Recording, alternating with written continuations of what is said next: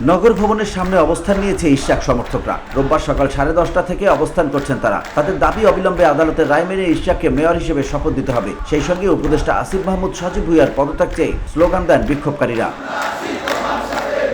এই বিক্ষোভে অংশ নেয় একজন জানান, ইশরাক হোসেন জনতার মেয়র। তার শপথ নিয়ে সরকার টালবাহানা করে অন্যায়ের আশ্রয় নিচ্ছে, আদালত অবমাননা করছে। আমরা শুরু থেকে এই আন্দোলনের সঙ্গে আছি। জনতার মেয়রকে শপথ না পড়ানো পর্যন্ত আমরা রাজপথ ছাড়ব না। বিক্ষোভকারীরা বলছেন, রায়ও এসেছে, রিটও খারিজ, আর কিসের জন্য অপেক্ষা? সরকার ইচ্ছাকৃতভাবে দায়িত্ব দিচ্ছে না।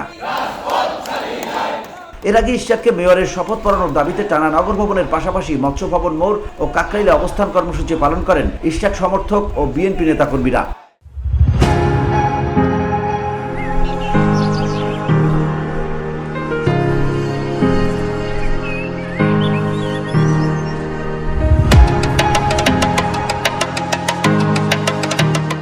তাদের এসব কর্মসূচির কারণে নগর ভবনে অবস্থিত স্থানীয় সরকার বিভাগও 15 মে থেকে বন্ধ। এর ফলে উপদেষ্টা আসিফ মাহমুদ সজীব ভুঁইয়ারও সেদিন থেকে নগর ভবনে অবুজ করতে পারছেন না। VOD Bangla news desk.